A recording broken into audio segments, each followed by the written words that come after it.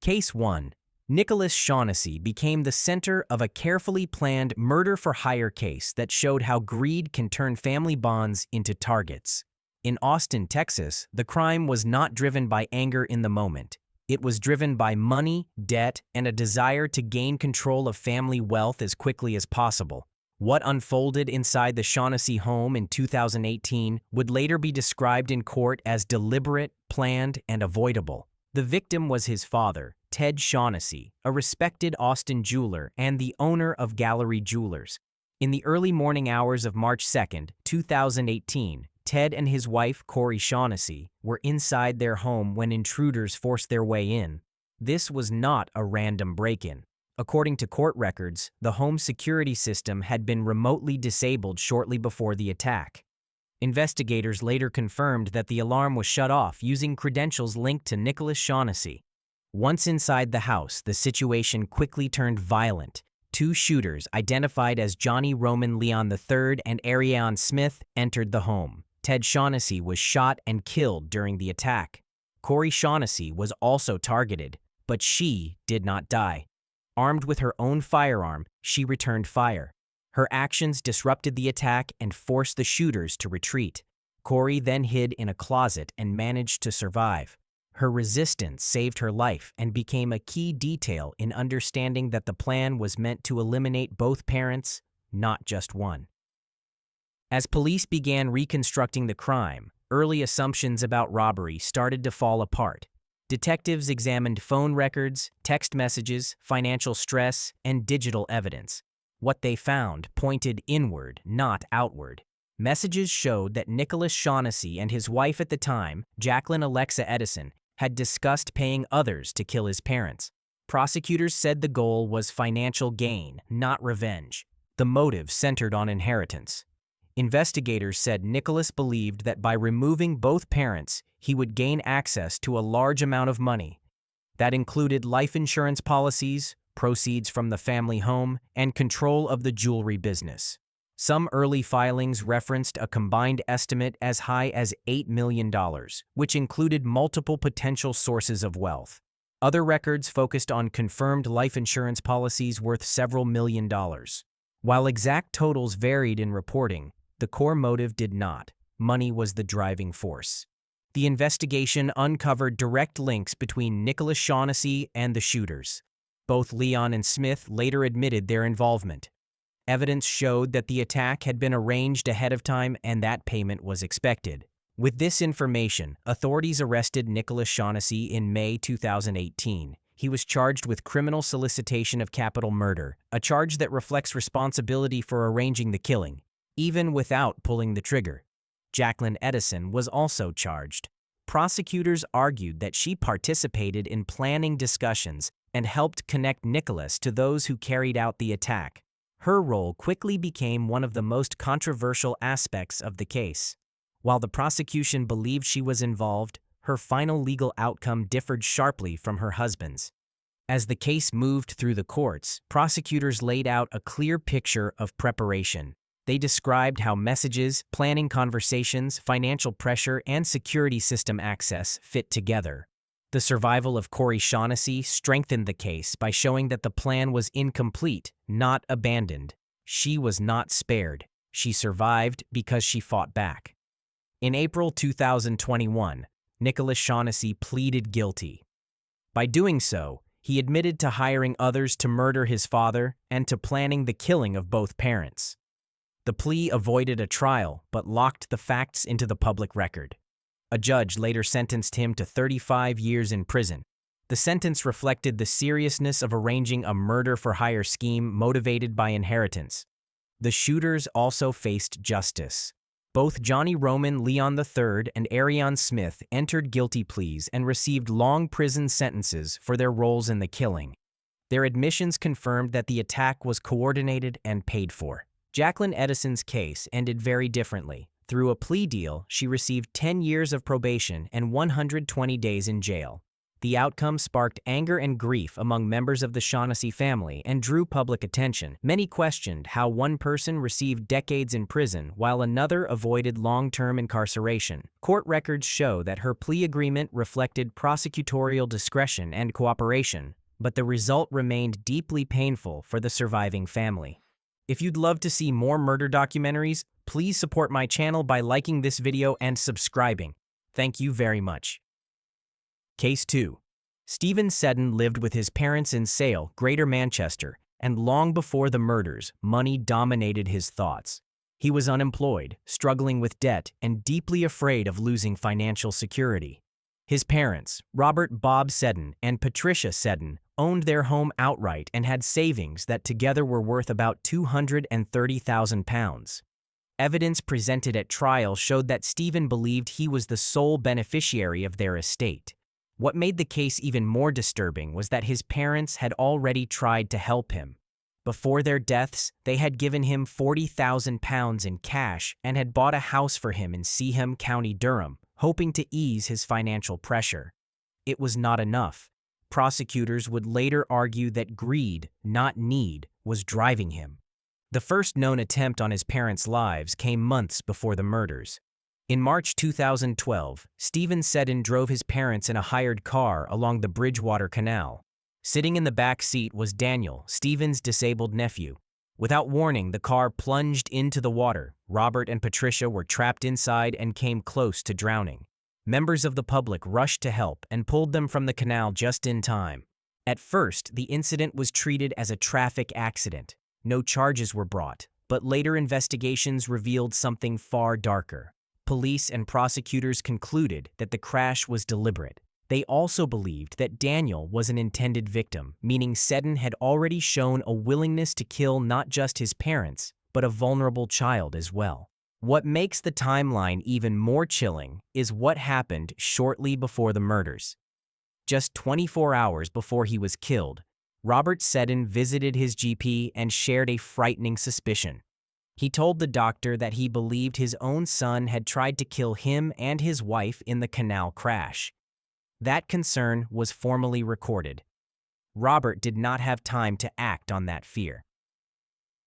On the 4th of July 2012, the violence reached its final stage. Inside the family home in Sale, Stephen Seddon shot both of his parents. Robert was 68 and Patricia was 65. Both died at the scene. Prosecutors later said police believed Stephen also intended to kill Daniel during the shootings. The only reason the boy survived was because he was in respite care that day and not at the house. After the killings, Seddon claimed that intruders had broken in and murdered his parents during a robbery. That story quickly fell apart. There were no clear signs of forced entry, valuables were left behind, and Seddon's account shifted under questioning. As detectives dug deeper, a clear pattern emerged. Stephen Seddon had fixated on money. He feared losing the house. He believed inheritance would solve everything. The canal incident was re-examined with new eyes. Phone data, witness statements, and vehicle evidence all pointed in one direction. What once looked like an accident now appeared to be a failed murder attempt, followed months later by a successful one. Seddon was charged with 2 counts of murder for the July shootings and 2 counts of attempted murder for the canal incident. The trial took place at Manchester Crown Court in early 2013. Jurors heard how Seddon had already received large financial help from his parents and still wanted more. They heard about the canal crash, the disabled child in the back seat, and Robert's final warning to his doctor. Prosecutors described the crimes as planned, patient, and driven by money. The jury found Stephen Seddon guilty on all major counts. At sentencing, the judge described the case as a shocking betrayal of trust within a family. Stephen Seddon was sentenced to life imprisonment, with a minimum term of 40 years before parole could even be considered. The sentence reflected not only the murders, but also the earlier attempt to kill his parents and nephew. Case 3. The Menendez brothers became the center of one of the most controversial murder cases in American history after the killings of their parents in 1989. The case was not only about violence inside a wealthy family, but also about motive. Prosecutors argued the murders were driven by inheritance and control of a multi-million-dollar estate. The defense claimed fear and long-term abuse. The clash between those explanations shaped a legal battle that lasted years and still sparks debate today. The victims were Jose Menendez and Kitty Menendez, a rich couple living in Beverly Hills, California. Jose Menendez was a powerful entertainment executive with major success in the film and music industry. On the night of August 20th, 1989, Jose and Kitty were sitting on a couch in the den of their home watching television. Their sons, Lyle Menendez and Eric Menendez, entered the room carrying shotguns. Both parents were shot multiple times at close range. The attack was fast and violent. Jose Menendez was hit repeatedly, including shots to the head. Kitty Menendez tried to crawl away but was also shot and killed. Both parents died at the scene. After the killings, Lyle and Eric called 911 in a state of visible distress, reporting that they had just found their parents dead. At first, police believed the murders might be connected to Jose Menendez's business dealings. There were no signs of forced entry, but detectives initially considered organized crime or professional enemies as possible suspects. The brothers were not arrested right away. Instead, they lived freely for months while the investigation continued. During that time, investigators noticed troubling behavior. The brothers began spending large amounts of money from their parents' estate. They bought expensive cars, including a Porsche and a Jeep Wrangler. They purchased luxury watches, took costly trips, and invested in business ventures. Prosecutors later argued this spending showed motive. Under California law, if the brothers were innocent, they would inherit their parents' estate, which was worth several $1,000,000. The prosecution said the killings removed the only barrier between the brothers and full control of that wealth. The case shifted dramatically in March 1990. Eric Menendez confessed to the murders during a conversation with his therapist, Dr. Jerome Oziel. That confession did not stay private. Dr. Oziel later shared information with his mistress, who went to police. The confession became known to authorities, and both brothers were arrested and charged with first-degree murder. From that moment forward, the focus of the case turned directly onto Lyle and Eric. At trial, two very different stories were presented. The defense said the brothers had suffered years of sexual, physical, and emotional abuse at the hands of their father. They claimed their mother knew about the abuse and failed to protect them. According to the defense, the brothers acted out of fear, believing their parents would kill them to silence the abuse allegations. In the first trials, held separately for each brother between 1993 and 1994, juries heard extensive testimony about abuse, family control, and trauma. Those trials ended without verdicts after jurors failed to agree. Prosecutors strongly rejected the abuse explanation. They argued the killings were planned and motivated by money. They pointed to the method of the murders, the use of shotguns, the purchase of ammunition ahead of time, and the lack of immediate danger at the moment of the attack. They emphasized the brothers' spending spree after the murders and argued that inheritance was a key motive. According to prosecutors, the abuse claims were exaggerated or invented to justify what was really a calculated effort to gain control of the family estate. A second trial was held between 1995 and 1996, this time with both brothers tried together. In this trial, the court limited how much abuse evidence the defense could present. The prosecution focused heavily on planning, financial motive, and post-murder behavior. In July 1996, the jury found both Lyle and Eric Menendez guilty of first-degree murder. Each was sentenced to life in prison without the possibility of parole. Don't forget to hit the like button and subscribe to my channel. Thanks for your support. Case 4. Carolyn Foreman and Dakota Davis are accused in a case that shows how the promise of inheritance can turn family ties into something dangerous. Prosecutors allege that money, impatience, and entitlement came together inside a small Oklahoma home, leading to a killing that went unanswered for decades. For years, there were no arrests. The case stayed quiet. But investigators now say the motive was always there, tied directly to access to trust money that was not meant to be reached early. The victim was Gerthy Carolina, an 81-year-old woman who lived alone in Sasakwa. Gerthy Carolina had planned carefully for the future.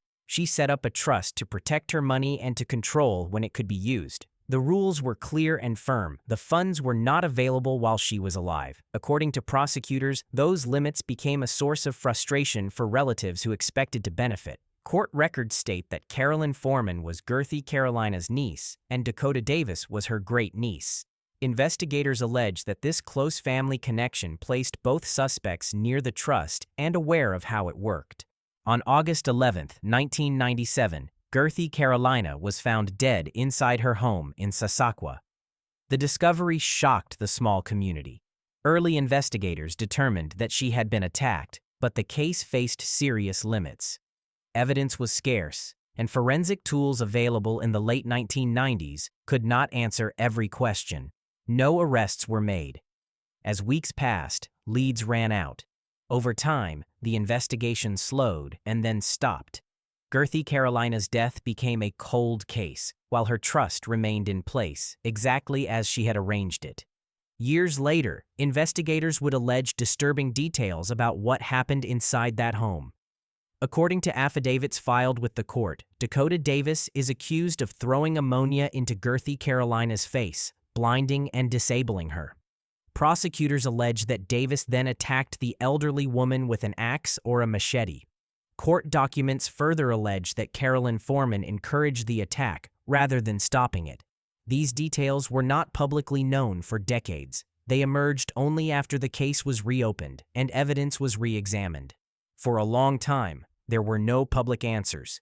That changed when advances in forensic science allowed old evidence to be reviewed again.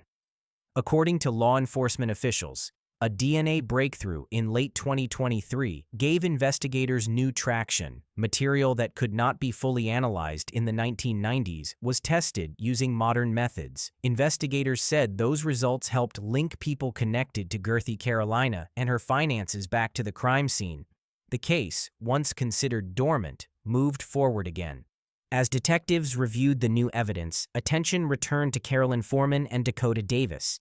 Prosecutors allege that both had a financial interest in Gerthy Carolina's trust and believed her death would allow earlier access to that money. The state has emphasized that this was not a random act or a moment of panic. According to charging documents, investigators believe the killing was planned, with the trust serving as the central motive. As long as Gerthy Carolina was alive, the trust rules held. Prosecutors allege that her death was meant to remove those limits. The case reached a major turning point in 2025. On March 3, 2025, arrest warrants were issued for Carolyn Foreman, age 81, and Dakota Davis, age 45. The announcement drew national attention because the crime had occurred nearly 28 years earlier. Investigators said the long delay did not weaken the case. Instead, it showed how inheritance-based crimes can remain hidden for years, especially when they involve family members and financial arrangements. Case 5. Darren Munos.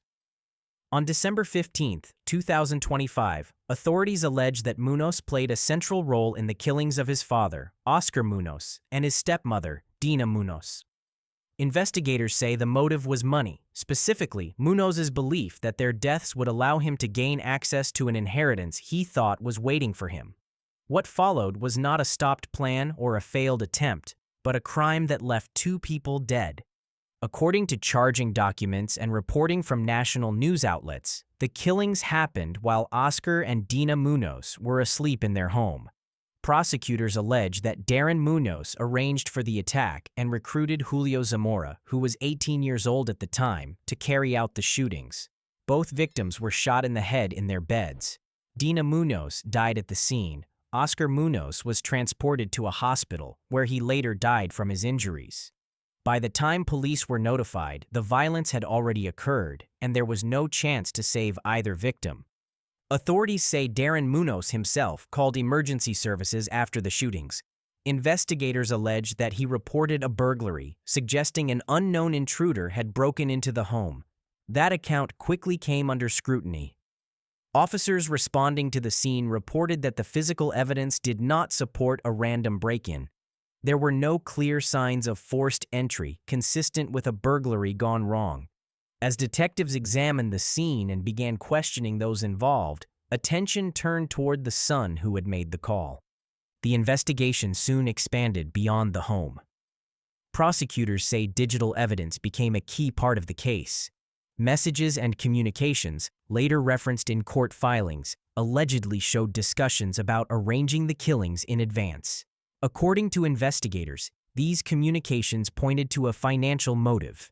Darren Munos allegedly believed that once his father and stepmother were gone, he would gain control of money or property he thought would pass to him as an inheritance. Authorities have emphasized that there has been no confirmation of a will guaranteeing him anything. The case is built around what Munos believed would happen, not what inheritance law actually provided. Both Darren Munos and Julio Zamora were arrested and formally charged. Because the deaths occurred, prosecutors filed 2 counts of first-degree murder against each defendant. In addition to the murder charges, the state also brought conspiracy and solicitation charges, reflecting the alleged planning and agreement involved. These are among the most serious charges under New Mexico law and carry the possibility of life sentences if convictions are secured. The age of those involved has added to the shock surrounding the case. Darren Munos was 19. Julio Zamora was 18. Prosecutors say their youth does not lessen the seriousness of the charges, especially given the outcome. 2 people were killed in their own home while they slept. Dina Munos died where she was attacked. Oscar Munos survived long enough to reach a hospital, only to die later from his wounds. Their deaths left surviving family members grieving and a community struggling to understand how a family dispute could turn into fatal violence. As of late 2025, the case remains in the pre-trial stage. No jury has heard the evidence yet, and no verdict has been reached. Prosecutors have indicated they will pursue the charges fully, citing the severity of the crime and the evidence they say supports their case. If convicted, both defendants face the possibility of spending the rest of their lives in prison. The outcome will depend on court proceedings still ahead. Case 6.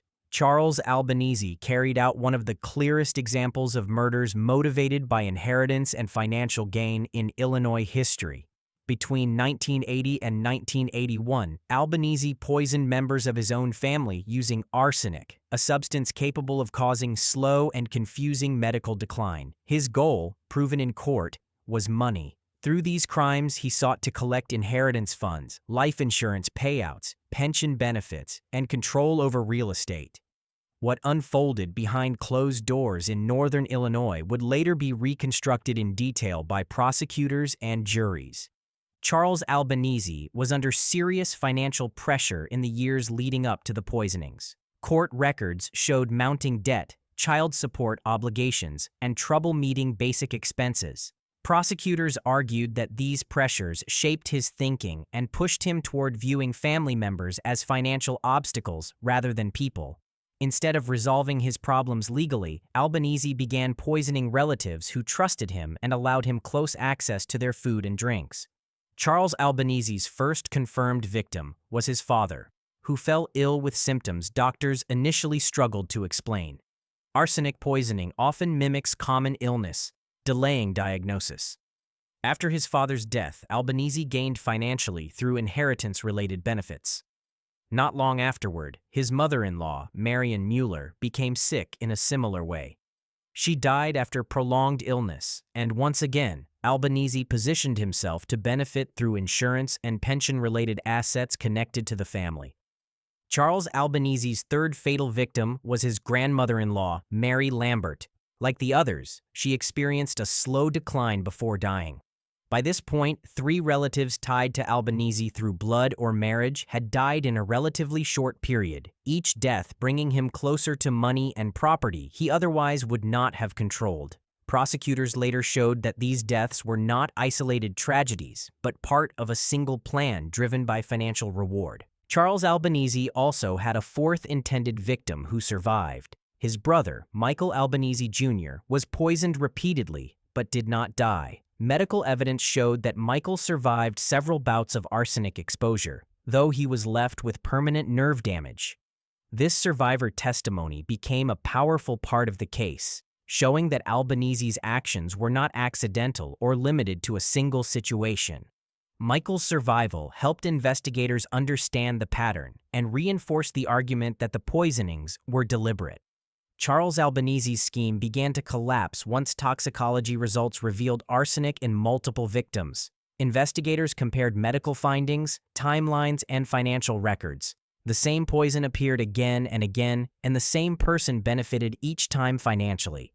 When questioned about how he obtained the arsenic, Albanese claimed during trial that he had purchased 2 pounds of arsenic to get rid of pests, such as raccoons. Prosecutors used this explanation to demonstrate premeditation, arguing that the quantity far exceeded normal household use and matched the poison used in the crimes. Charles Albanese was arrested in November 1981 after authorities concluded the deaths were connected. Because the crimes occurred in different counties, he faced separate trials. Prosecutors presented forensic evidence, financial documentation, and witness testimony that showed how illness, death, and financial gain followed one another in a consistent sequence. Juries convicted Albanese of multiple counts of murder. Judges cited the calculated nature of the crimes, the vulnerability of the victims, and the clear financial motive when imposing sentence. Charles Albanese was sentenced to death, and Illinois courts upheld the convictions through years of appeals. The case became a reference point in discussions about inheritance-driven murder because the motive was so clearly tied to money. Albanese spent more than a decade on death row as the legal process ran its course. Charles Albanese was executed by lethal injection on September 20, 1995, at Stateville Correctional Center in Illinois. On the day of his execution, records show that his last meal consisted of prime rib, a baked potato, garlic bread, coffee, Coca-Cola, and pistachio ice cream. The execution brought legal closure to a case that had begun 15 years earlier with the first poisoning. Case 7. Christopher Pritchard believed money and control were being kept from him, and by 1988, that belief turned into a plan to remove the man he blamed for it. Prosecutors later said resentment over inheritance, mixed with fantasy, substance abuse, and impatience, pushed Pritchard toward arranging violence instead of waiting for the future. What followed became one of North Carolina's most infamous inheritance-motivated murder cases. Christopher Pritchard was the son of Bonnie von Stein, who had married Leith von Stein. Leith von Stein was born in Queens, New York, in 1946 and later served in the U.S. Army, including time stationed in Germany during the late 1960s. After military service, he built a successful civilian life. By 1988, Leith and Bonnie lived in Washington, North Carolina, often called Little Washington.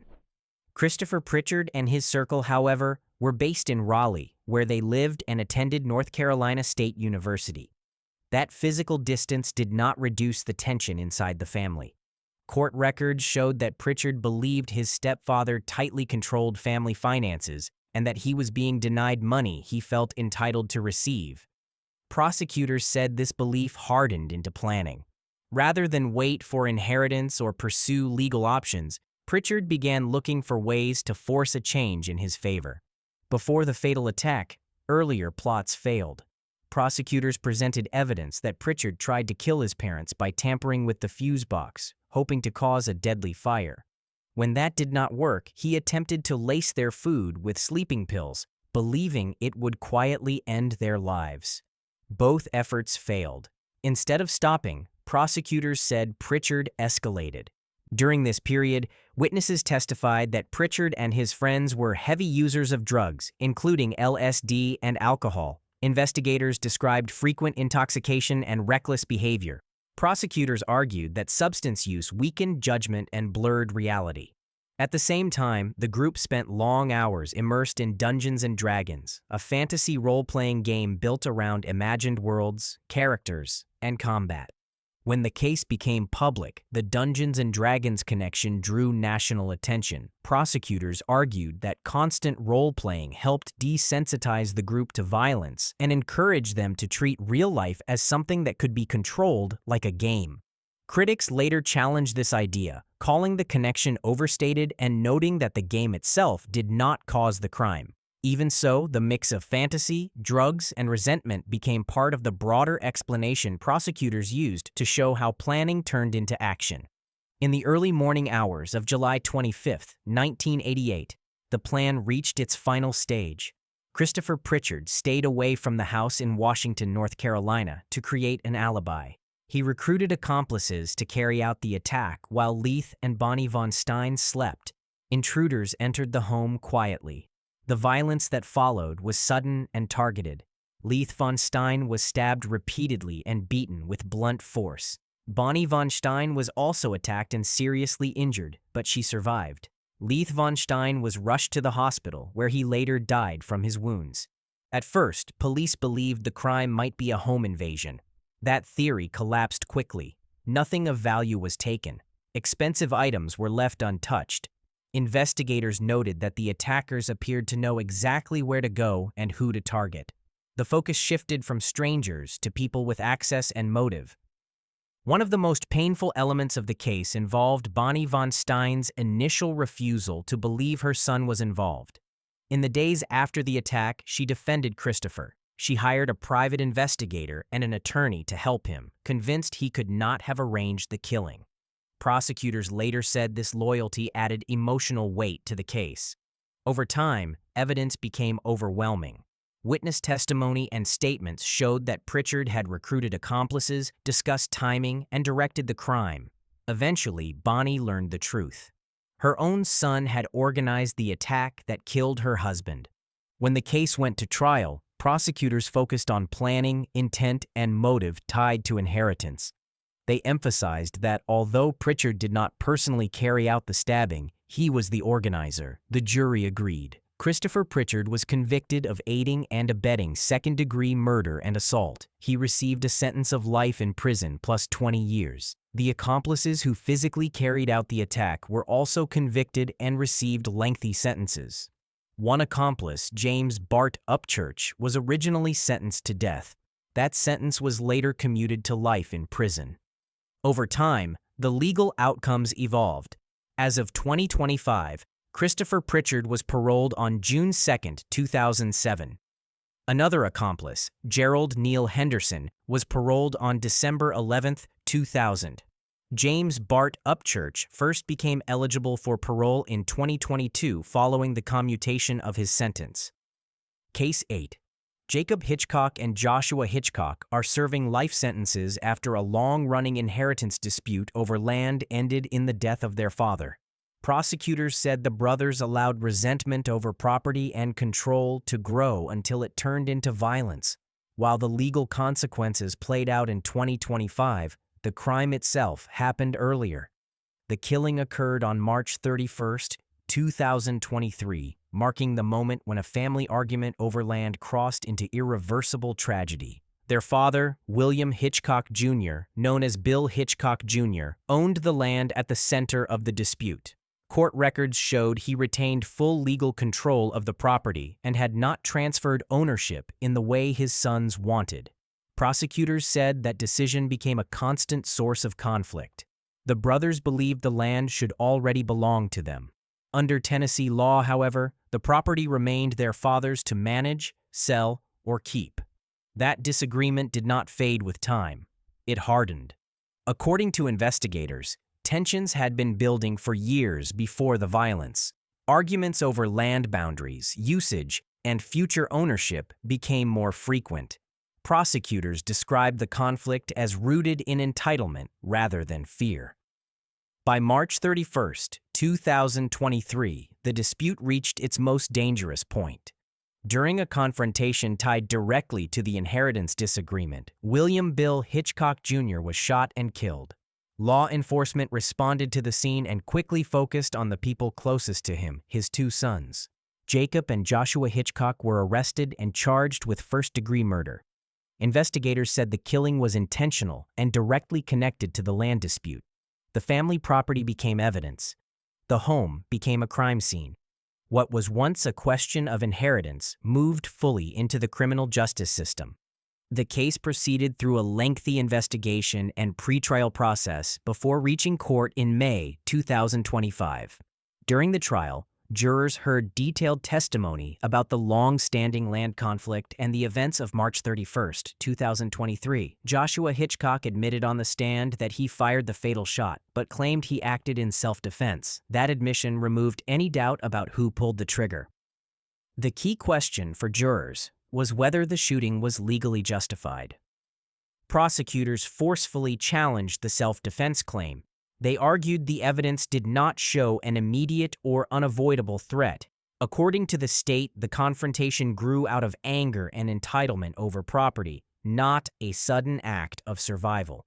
Prosecutors told jurors that Tennessee law requires clear proof of imminent danger to justify deadly force. After reviewing the evidence, the jury rejected Joshua Hitchcock's self-defense claim. Jacob Hitchcock's role was also examined closely. Prosecutors argued that both brothers shared responsibility for the killing. They presented evidence showing coordinated actions before and after the shooting. The state emphasized that this was not an isolated moment, but the outcome of a shared inheritance dispute that had escalated beyond control. On August 20, 2025, the court delivered its sentences. Both Jacob and Joshua Hitchcock were sentenced to life in prison for first-degree murder. The court also imposed an additional 15 years each for conspiracy to commit first-degree murder, finding that the killing involved planning and shared intent. Jacob Hitchcock received an extra 3 years for tampering with evidence after prosecutors proved he deleted security camera footage following his father's death.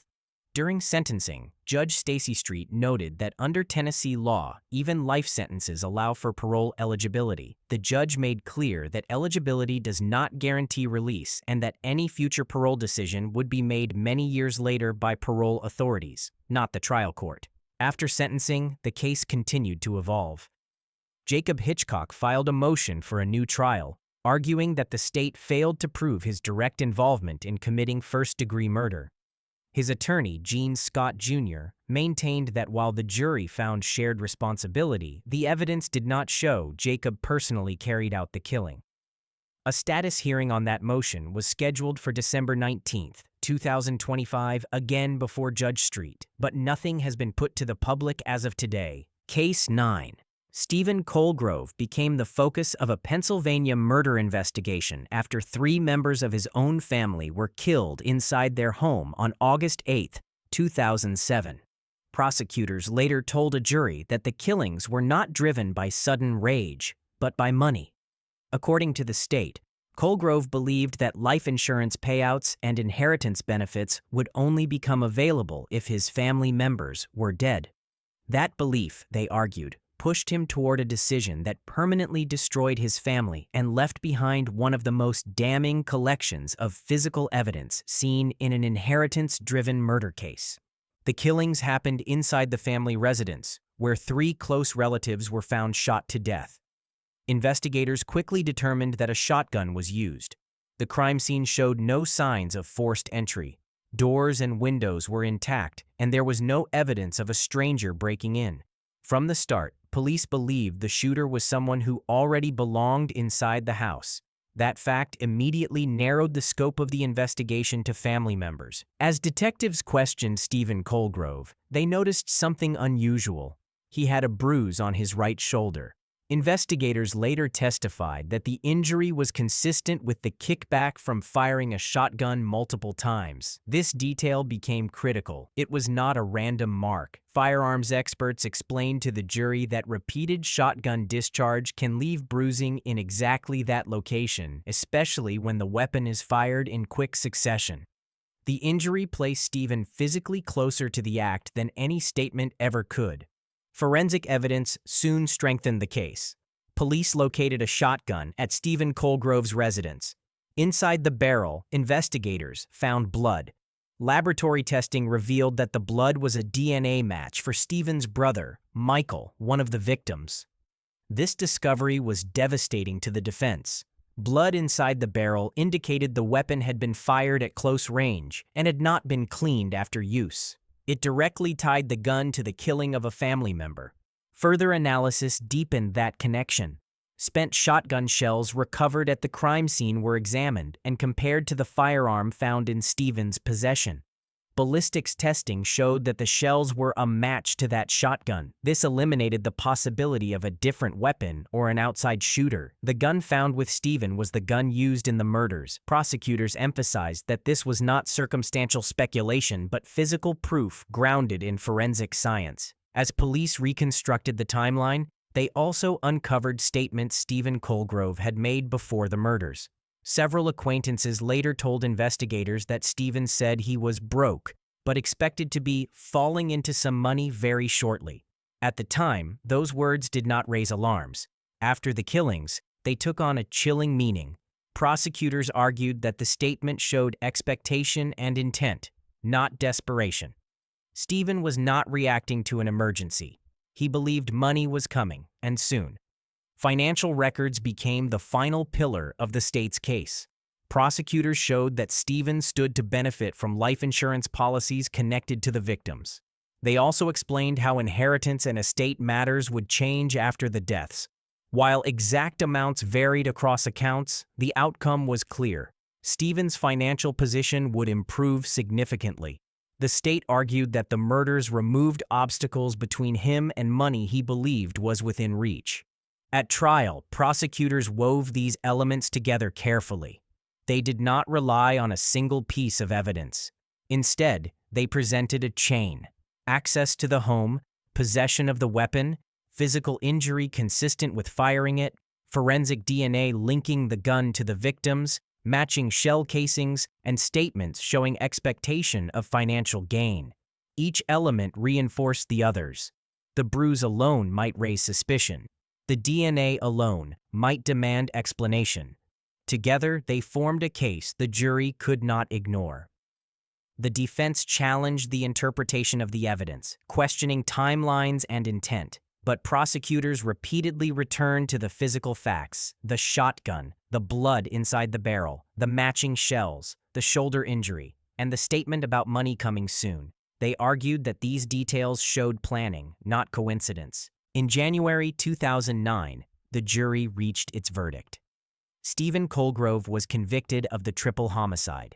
He received a lengthy prison sentence under Pennsylvania law, effectively removing him from society for the rest of his life. The conviction rested not on speculation, but on physical and forensic evidence that directly tied him to the killings. Case 10. Emily Crudd died in February 2023 in Upper Township, and her case has become a clear example of how inheritance disputes and financial resentment inside a family can turn deadly. Emily was 21 years old when she was found unresponsive inside a home in Cape May County. At first, authorities believed she had died from a drug overdose, and the death was not immediately treated as a homicide. That initial conclusion shaped the early direction of the case and delayed deeper scrutiny. But what followed would show that the truth was far more troubling. Emily Crudd's death occurred during a deeply difficult period in her life. Reporting confirms that she had recently suffered a miscarriage, a fact that added emotional strain in the weeks leading up to her death. Emily Crudd's case took a major turn after investigators began to question the overdose explanation. As police reviewed the scene and gathered more information, concerns surfaced about how the drugs entered her system.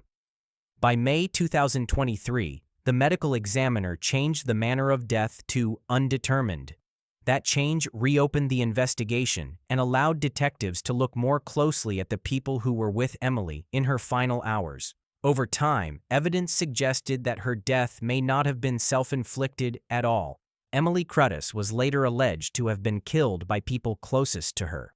In January 2025, authorities arrested and charged Sarah Erickson, Emily's older sister, and Joseph Augustus Reagan IV, identified in court records as Emily's former boyfriend. Prosecutors charged both with first-degree murder and first-degree conspiracy. These charges marked the moment when the case officially shifted from a suspected overdose to an alleged homicide. Emily Crudd's alleged killing, according to court documents, involved a staged overdose. Investigators say Sarah Erickson gave Emily capsules containing crushed medication and later prepared a syringe filled with a mixture of heroin and fentanyl. Prosecutors allege that Joseph Reagan assisted during the incident, Authorities claim the drugs were forcibly administered, not voluntarily taken. This allegation became central to the murder charge, separating the case from accidental overdose cases seen elsewhere. Emily Crudd's story also drew attention because of the alleged motive. Investigators have stated that the case involved long-standing resentment tied to money, property, and inheritance expectations. According to the criminal complaint, Sarah Erickson allegedly blamed Emily for personal and financial losses, including disputes connected to the family home and future financial benefit. While inheritance was not the only issue, prosecutors argue it was part of a wider pattern of anger, entitlement, and financial pressure that fueled the alleged plan. Emily Crudd's death highlights how inheritance disputes often involve more than formal wills. In this case, reporting shows the conflict centered on control of property, money, and perceived entitlement, not just a written inheritance document. These disputes can create deep divisions inside families, especially when one person is seen as blocking access to financial security. Investigators say those dynamics were present here and contributed to the alleged actions taken against Emily. Emily Crudd's case remains unresolved in court. As of late 2025, Sarah Erickson and Joseph Reagan have not been convicted. They are charged defendants and remain presumed innocent under U.S. law. Court proceedings are ongoing, and prosecutors continue to prepare their case while defense attorneys challenge the evidence. There has been no trial verdict and no sentencing yet. Case 11. Daniel Serafini once lived a life shaped by professional sports, public recognition, and financial promise. Years after his baseball career ended, his name returned to headlines for a very different reason. Prosecutors said Serafini became consumed by money problems and resentment connected to his wife's family wealth. That fixation, they argued, pushed him toward a plan that ended in violence against his own in-laws, turning a private inheritance dispute into a deadly crime. Daniel Serafini married into the Spoor Wood family, whose assets included valuable property near Lake Tahoe in Northern California. His wife, Erin Spoor, was the daughter of Gary Spoor and Wendy Wood. Court records showed that by the early 2020s, Serafini was facing growing financial pressure. Prosecutors argued that he viewed his wife's future inheritance as a solution to those problems, and that tension over money and control had been building long before any shots were fired. On June 5, 2021, that tension erupted into violence. Gary Spoor was found shot to death inside the family's home in Homewood, California, near Lake Tahoe. Wendy Wood had also been shot but survived the attack. The small lakeside community was shaken. Investigators quickly ruled out a random burglary. There were no signs of theft, and the attack appeared targeted. Detectives began piecing together timelines, movements, and relationships connected to the family. As the investigation progressed, attention turned toward Daniel Serafini. Prosecutors said evidence showed he traveled to the area around the time of the shooting and had taken steps consistent with planning. Phone data, surveillance footage, and travel records were examined alongside financial disputes and family dynamics. According to prosecutors, Serafini believed that killing his father-in-law and removing his mother-in-law would speed up the transfer of family assets to his wife and, indirectly, to him. A critical development in the case involved Samantha Scott, a family friend who was also romantically involved with Serafini. Investigators alleged that Scott played a supporting role in the events surrounding the shooting. She was charged as an accessory and later entered a plea deal. As part of that agreement, Scott pleaded guilty to accessory charges and testified against Serafini, providing prosecutors with inside details about planning, movements, and intent. Her testimony became a key piece of the state's case, offering jurors a direct account from someone close to Serafini during the period leading up to the crime. The case took another tragic turn in 2023 when Wendy Wood died by suicide. Prosecutors were careful to separate that event from the charges at trial. They emphasized that the attempted murder charge was based entirely on the 2021 shooting and that Wood's later death did not change the facts of what happened that night. The focus in court remained on Serafini's alleged actions and intent at the time of the shooting. Daniel Serafini was arrested in 2023, nearly 2 years after the attack, following what authorities described as a detailed and methodical investigation. During the 2024 trial, prosecutors laid out a narrative of financial strain, resentment, and planning. They argued that inheritance was a central motive and that Serafini's actions were deliberate rather than impulsive. The state relied on a combination of physical evidence, digital records, and the testimony of Samantha Scott to support that theory. The defense challenged the prosecution's case, arguing that much of the evidence was circumstantial and that the inheritance motive was overstated. One of the most emotionally charged moments of the trial came when Aaron Spoor, Serafini's wife and the victim's daughter, testified in his defense. She told the jury that she did not believe her husband was responsible for the shooting. Her testimony highlighted the deep divide within the family and underscored how the case fractured relationships as much as it destroyed lives. Prosecutors acknowledged her testimony but argued that belief did not outweigh the evidence presented. After hearing weeks of testimony, the jury focused on the overall pattern prosecutors described. In late 2024, Daniel Serafini was convicted of murder in the death of Gary Spoor and attempted murder of Wendy Wood. The verdict confirmed the prosecution's argument that the crime was intentional and financially motivated. It also underscored the importance of the co-defendant's testimony and corroborating evidence that linked Serafini to the attack. Case 12. Jeremy Bamber became one of the most notorious figures in British criminal history after 5 members of his own family were killed at a rural farmhouse in England. The case shocked the public not only because of the scale of the violence, but because of what prosecutors said lay behind it: family tension, control, and inheritance. While money was not the only factor, the court heard that disputes over wills, estate benefits, and ownership of a valuable farm played a meaningful role in the events that unfolded. The killings occurred in the early hours of August 7, 1985, at White House Farm. The victims were Neville Bamber and June Bamber, Jeremy's adoptive parents, Sheila Caffell, Jeremy's adopted sister, and Sheila's 6-year-old twin sons, Daniel and Nicholas. All 5 were found dead inside the farmhouse.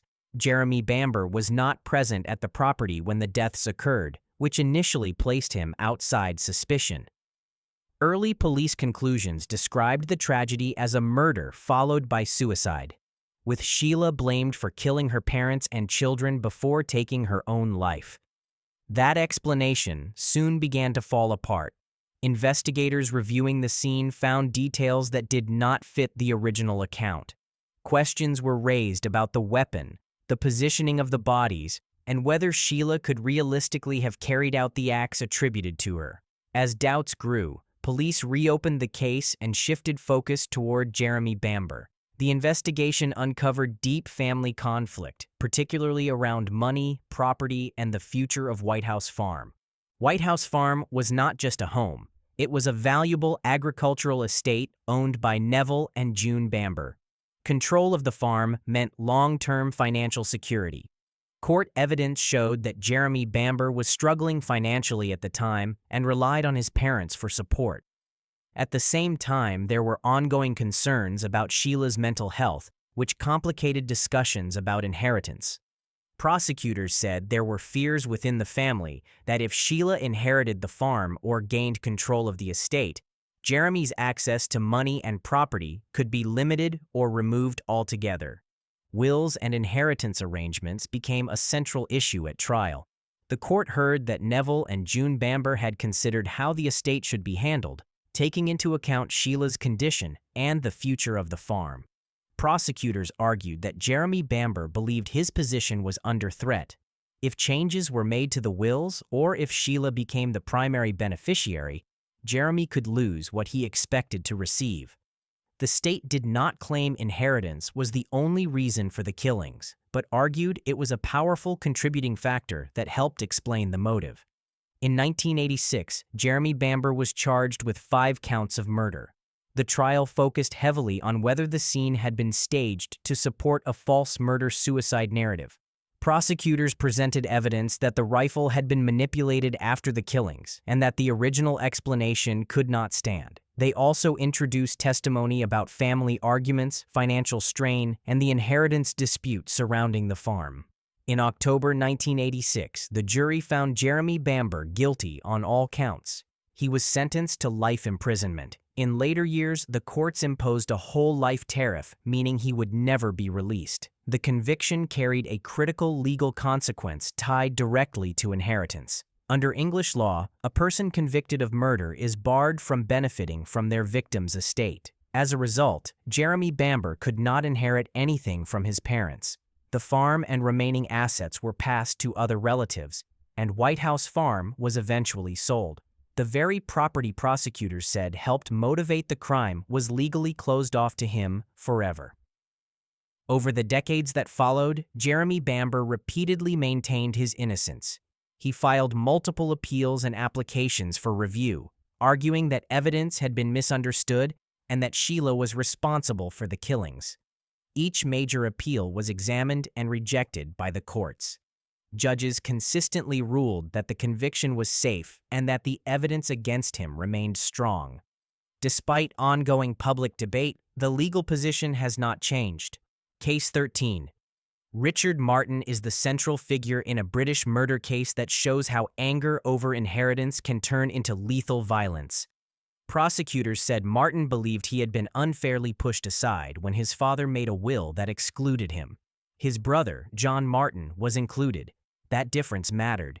It became the reason the court said resentment grew, trust collapsed, and a family dispute crossed a line that could never be undone. The conflict did not start on the day of the killing. Evidence presented in court showed that Richard Martin had known for some time that he had been left out of his father's will. Witnesses described growing frustration and bitterness. John Martin, by contrast, was seen as the brother who had been accepted and provided for. Prosecutors argued that this imbalance fed a belief in Richard's mind that something had been taken from him. The will, though legal and valid, became a personal insult he could not let go. The killing itself happened inside the family home, a place tied to shared history and memory. There was no sign of an outside intruder, no forced entry. The court heard that the attack unfolded through direct physical violence. John Martin was beaten to death. Medical evidence showed that the force used was serious and sustained, not a brief struggle or a single blow. This mattered. The prosecution needed to show intent, and the injuries supported the conclusion that the attack was deliberate. After John Martin died, Richard Martin's actions drew immediate attention. Instead of distancing himself from the scene, he moved into the family home. Prosecutors argued that this decision was revealing. With his brother gone, Richard took possession of the house, the same property connected to the inheritance dispute. The court was told that this was not a coincidence or a matter of convenience. It fit the pattern the prosecution laid out: remove the obstacle, then take control. During the investigation, police found no evidence pointing to anyone else. The focus remained firmly on Richard Martin, his relationship with the victim, his knowledge of the will, and his behavior after the killing all aligned with the motive presented in court. Investigators treated the inheritance dispute not as background noise, but as the driving force behind the violence. When the case went to trial, the prosecution centered its argument on motive and intent. Jurors heard how wills work under UK law and how parents are free to leave assets as they choose. The prosecution stressed that being excluded from a will, while painful, does not justify violence. They argued that Richard Martin allowed anger and entitlement to replace judgment. The killing, they said, was the result of that mindset. The defense challenged aspects of the prosecution's case, but the court ultimately accepted that inheritance resentment played a central role. The judge later described the crime as rooted in grievance and entitlement rather than panic or loss of control. The attack was not framed as an accident or a moment that spiraled unexpectedly. It was treated as a conscious act with a clear emotional and financial backdrop. Richard Martin was convicted of murder. At sentencing, the judge imposed a life sentence with a minimum term of at least 18 years. The sentence reflected both the seriousness of the crime and the court's view that the killing was driven by personal gain and resentment, not self-defense or provocation. Thanks for watching. Please like and subscribe to my channel.